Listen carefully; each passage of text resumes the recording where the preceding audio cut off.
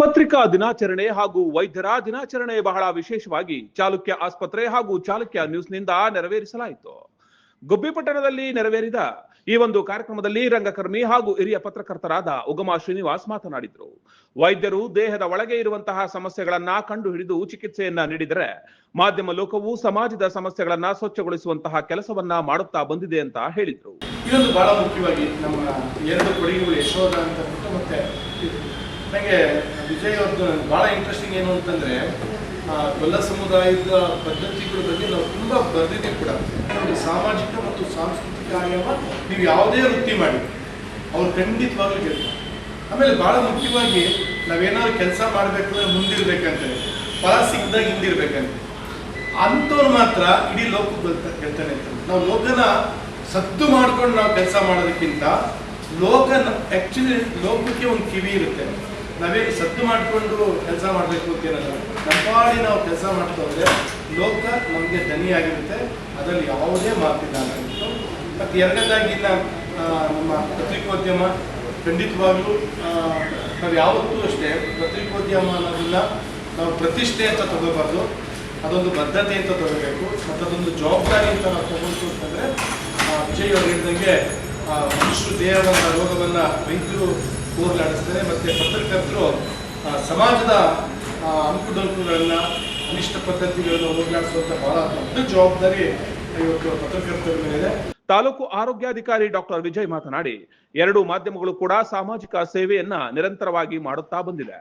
ಸಮಾಜದಲ್ಲಿ ವೈದ್ಯರ ಪಾತ್ರ ಎಷ್ಟು ಮುಖ್ಯವೋ ಪತ್ರಕರ್ತರು ಸಹ ಅಷ್ಟೇ ಮುಖ್ಯವಾಗಿದ್ದಾರೆ ಅಂತ ತಿಳಿಸಿದರು. ನಮ್ಮ ದೇಶದಲ್ಲಿ ಫಸ್ಟ್ ಏನು ಇಂಡಿಯನ್ ಮೆಡಿಕಲ್ ಅಸೋಸಿಯೇಷನ್ ಇರ್ಬೋದು, ಮೆಡಿಕಲ್ ಕೌನ್ಸಿಲ್ ಆಫ್ ಇಂಡಿಯಾ ಇವತ್ತಿಗೆ ಎಸ್ಟಾಬ್ಲಿಷ್ಮೆಂಟ್ ಆಗೋದಕ್ಕೆ ಮುಖ್ಯ ಕಾರಣ ಬರೋವಾರಿ ವಿಧಾನ್ ಚಂದ್ರಯ್ಯ ಆಗಿರ್ತಾರೆ. ಅದಾದ ನಂತರ ಏನಾಗುತ್ತೆ, ಇವರು ಸ್ವತಂತ್ರ ಚಳವಳಿಯಲ್ಲೂ ಕೂಡ ಪಾಲ್ಗೊಳ್ತಾರೆ.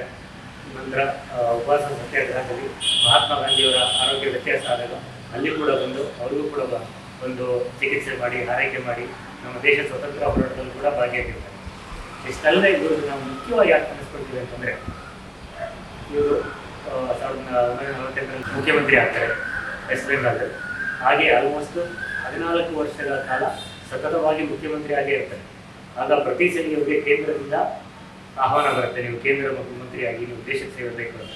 ಇವರು ಒಂದೇ ಕಾರಣ ಕೊಟ್ಟು ನಾನು ನಮ್ಮ ಜನಕ್ಕೆ ಅಂದರೆ ಅವರ ರಾಜ್ಯ ಜನಕ್ಕೆ ಸೇವೆ ಮಾಡಬೇಕು ಅಂತೇಳಿ ಅದನ್ನು ತಿರಸ್ಕರಿಸಿ ಕೊನೆಯವರೆಗೂ ಅಂದರೆ ಕೊನೆಯ ಉಸಿರೋವರೆಗೂ ಇವರು ರಾಜಕೀಯ ಅಂದರೆ CM ಪದವಿನೋ ಅಥವಾ CM ಅಧಿಕಾರ ಅಂತ ಆ ಕರ್ತವ್ಯ ನಿಭಾಯಿಸಿ ನಂತರ ಲಾಸ್ಟ್ ದಿನ ಸಾಯೋ ದಿನಗಳಿಗೂ ವೈದ್ಯ ವೃತ್ತಿಯನ್ನು ಕೂಡ ಮಾಡಿರ್ತಾರೆ. ಒಂದು ದಿನ ಕೂಡ ಅವರು CM ಆಗಿ ಅಂತ ವೈದ್ಯ ವೃತ್ತಿ ಬಿಟ್ಟಿದ್ದಾರೆ. ಕೊನೆಯ ದಿನ ಅವರು ಯಾವತ್ತು ಸಾಯ್ತಾರೆ ಅವತ್ತು ಕೂಡ ವೈದ್ಯ ವೃತ್ತಿ ಮತ್ತು CM ವೃತ್ತಿ ಎರಡೂ ಕೂಡ ಮಾಡಿದ್ದಾರೆ. ಚಾಲುಕ್ಯ ಆಸ್ಪತ್ರೆ ಸಿಇಒ ಡಾಕ್ಟರ್ ನಾಗಭೂಷಣ್ ಮಾತನಾಡಿ, ವೈದ್ಯರು ಹಾಗೂ ಆಸ್ಪತ್ರೆಗಳು ಸಾಮಾಜಿಕವಾಗಿ ಸೇವೆಯನ್ನ ಮಾಡಿದಾಗ ಖಂಡಿತವಾಗಿ ಉತ್ತಮ ಸಮಾಜವನ್ನ ಕಟ್ಟಬಹುದು. ಅದೇ ರೀತಿಯಲ್ಲಿ ಮಾಧ್ಯಮವು ಸಹ ಸಮಾಜದ ಬಗ್ಗೆ ಕಾಳಜಿಯನ್ನು ವಹಿಸಿದಾಗ ಉತ್ತಮ ದೇಶವನ್ನೇ ಕಟ್ಟಬಹುದು ಅಂತ ಹೇಳಿದ್ರು. ಮೊದಲ ಪ್ರಿಂಟೆಡ್ ಮೀಡಿಯಾ ಏನಂತಾರೆ ದಿನಪತ್ರಿಕೆ ಆದಂಥ ಮಂಗಳೂರು ಸಮಾಚಾರ ಮೊದಲ ಪ್ರಕಟವಾದ ದಿನ ಇವತ್ತು. ಆದ್ದರಿಂದ ಪ್ರಕಟವಾದ ದಿನಾಚರಣೆ ಕೂಡ ಮಾಡ್ತಾ ಇದ್ದೀವಿ. ಇದು ಕಾಕತಾಳೀಯನೋ ಅಥವಾ ಸುಸಂದರ್ಭನೋ ಗೊತ್ತಿಲ್ಲ, ವೈದ್ಯರು ಮತ್ತು ಪತ್ರಕರ್ತರು ಒಂದೇ ದಿನ ಆಚರಣೆ ಬರ್ತಾ ಇದೆ. ಭಗವಂತ ಎಲ್ಲ ಒಟ್ಟಿಗೆ ಹೋಗ್ಲಿ ನೀವು ಅಂತೇಳಿ ಮೋಸ್ಟ್ಲಿ ಒಂದೇ ದಿವಸ ಕೊಟ್ಟಿದ್ದಾರೆ ಅನಿಸುತ್ತೆ. ಆದರೆ ವಿಪರ್ಯಾಸ ಏನು ಅಂದರೆ ಅವರು ನಮ್ಮಿಂದ ಬಿದ್ದಿದ್ದಾರೆ, ನಾವು ಅವರಿಂದ ಆ ಟಿವಿಗೆಲ್ಲ ಸ್ಟಾರ್ಟ್ ತಗೊಂಡು ಆ ಟಿವಿಗೆಲ್ಲ ಪೇಷಂಟ್ಗೆಲ್ಲ ಎದುರಿದೆ ಮುಖಪುಟದಲ್ಲಿ ಬರೀತಾ ಇದ್ದಾರೆ. ಪತ್ರಕರ್ತರು ಬಂದರೆ ಎದಕ್ಕೊಂಡೆ ಏನು ಅಡ್ವರ್ಟೈಸ್ ಕೇಳಕ್ಕೊಂಡ್ರು ಏನು ನ್ಯೂಸ್ ಕೇಳಕ್ಕೊಂಡ್ರು ಅನ್ನೋ ಪರಿಸ್ಥಿತಿ ನಮ್ಗೆ ಈ ಪರಿಸ್ಥಿತಿ ಬದಲಾಗ್ತದೆ. ಒಬ್ಬರು ವಿಮುಖವಾಗಿ ಕೆಲಸ ಮಾಡದೆ ಸಮಾಜವನ್ನು ಉದ್ಧಾರ ಮಾಡೋದ್ರಲ್ಲಿ, ಸಮಾಜವನ್ನು ಸುಧಾರಿಸೋದ್ರಲ್ಲಿ ಹೇಗೆ ವೈದ್ಯನು ಒಬ್ಬ ಮನುಷ್ಯನ ದೇಹದ ಆರೋಗ್ಯವನ್ನು ಕಾಪಾಡ್ತಾನೋ, ಪತ್ರಿಕಾ ರಂಗದವರು ಸಮಾಜದ ಸ್ವಾಸ್ಥ್ಯವನ್ನು ಕಾಪಾಡ್ತಾರೆ. ಇಬ್ಬರೂ ಸ್ವಾಸ್ಥ್ಯವನ್ನು ಕಾಪಾಡುವಂಥ ಜವಾಬ್ದಾರಿ ಆಗಿರೋದ್ರಿಂದ ಇಬ್ಬರು ಜೊತೆ ಹೋಗಬೇಕು. ಒಂದು ಸದೃಢ ಸಮಾಜವನ್ನು ನಿರ್ಮಿಸಲಿಕ್ಕೆ ಇಬ್ಬರು ಕೈ ಜೋಡಿಸಬೇಕು ಅನ್ನೋದು ಸಣ್ಣ ಆಶಯ. ಇದೇ ಸಂದರ್ಭದಲ್ಲಿ doctor Jagadish, doctor Rashmi, doctor Mahalakshmi, Ganga, Rakshita, Shreeraksha, Amita, Savita, Shweta ಸೇರಿದಂತೆ ಹಲವು ಪತ್ರಕರ್ತರು ಹಾಗೂ ಆಸ್ಪತ್ರೆಯ ಸಿಬ್ಬಂದಿಗಳು ಹಾಜರಿದ್ದರು. ನಾನು ಒಬ್ಬರು ನಮ್ಮ ಸ್ಕೂಲಲ್ಲಿ ಒಂದು ಫ್ಯಾಷನ್ ಶೋ ಆಯಿತು, ಅದನ್ನು ನಾನು ಡಾಕ್ಟರ್ ಆಗಿದ್ದೆ. ಬೇರೆ ಇತ್ತು, ನಮ್ಮ ಒಬ್ಬ ಇಲ್ಲ. ಅದಾದಮೇಲೆ ನಾನು ಅಡ್ಮಿಷನ್ ಬರ್ತಾ ಆದಮೇಲೆ ನಾವು 4-5 ವರ್ಷ ಕೆಲಸ ಮಾಡಿದ್ವಿ ಕಾರ್ಪೊರೇಟ್ ಹಾಸ್ಪಿಟ್ಲು ಮತ್ತು ಬೆಂಗಳೂರು ನಿಮಗೆಲ್ಲ ಗೊತ್ತಿರುತ್ತೆ ಹೆಂಗಿರುತ್ತೆ ಅಂತ. ಅಲ್ಲಿನ ಜೀವನ ಸ್ವಲ್ಪ ಅಲ್ಲಿಂದು ಪೇಷಂಟ್ಸ್ ಕೇರ್ ಆಗಲಿ ಅದಾಗಲಿ ಅಷ್ಟೊಂದು ಇಷ್ಟ ಆಗ್ತದೆ. ನಾಗಭೂಷಣ್ ಹೇಳಿದ್ರು ಇಲ್ಲಿ ಥರ ಒಂದು ಸೆಟಪ್ ಮಾಡೋಣ ಇದು ಓಕೆ ಅಂತ ಅಂದ್ಕೊಂಡು, ಬಟ್ ಇಲ್ಲಿ ಬಂದಮೇಲೆ ಎಲ್ಲನೂ ಚೆನ್ನಾಗಿ ನಡೀತಾ ಇದೆ. The way we are serving people, the way we are treating people, ನಮಗೆ ಒಂಥರ ಖುಷಿ ಆಗುತ್ತೆ. And thank you Nagabhushan for selecting this place and giving us a good opportunity. ನಾನು 2022 ಫೆಬ್ರವರಿಯಲ್ಲಿ ಫೆಬ್ರವರಿ 7 ಇಲ್ಲಿ ಬಂದಿದ್ದು. ಈಗ 5 years ನಡೀತಾ ಇದೆ ನಿಮ್ಮ ಜೊತೆ ನಮ್ಮ ಪ್ರಯಾಣ. Actually I feel so proud sir, because not only money sir ಮಾಡಿದ ಎಲ್ಲ ಸೋಷಿಯಲ್ ಎಲಿಮೆಂಟ್ಸ್ ಅಲ್ಲಿ, ಸೋಷಿಯಲ್ ಆಕ್ಟಿವಿಟೀಸಲ್ಲಿ ನಾನು ಪಾರ್ಟ್ ಆಗ್ತಾ ಇದ್ದೀನಿ. ತಾಯಿ ಯಶೋಧ 55 ಕಾರ್ಡ್. ಈಗ ತುಮಕೂರಲ್ಲಿ ಡೆಲಿವರಿ ಚಾರ್ಜಸ್ ಅಂದರೆ ಆಲ್ಮೋಸ್ಟ್ 50,000 1.5 ಆಗುತ್ತೆ.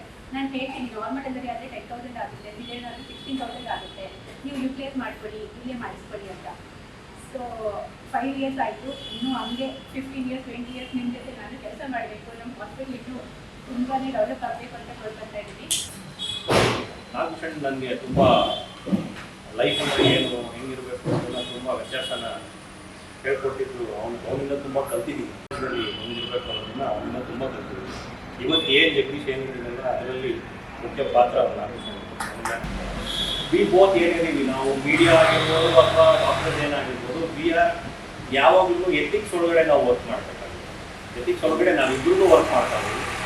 ಆದರೆ ಇವಾಗ ಅನ್ಫಾರ್ಚುನೇಟ್ಲಿ ಏನಾಗ್ಬಿಟ್ಟಿದೆ ಅಂತ ಹೇಳಿದ್ರೆ, ಸೋಷಿಯಲ್ ಮೀಡಿಯಾ ಅಂತ ಒಂದು ಮಧ್ಯದೊಂದು ಹೋಗ್ತಿದೆ.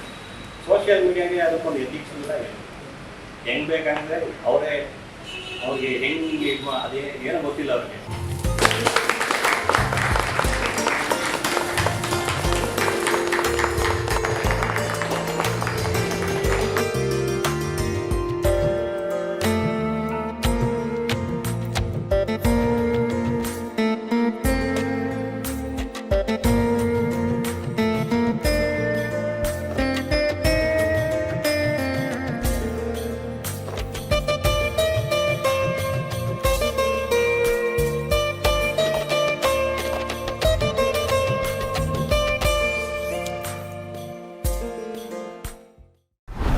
ಚಾಲುಕ್ಯ ನ್ಯೂಸ್ ಜನರಿಗೋಸ್ಕರ.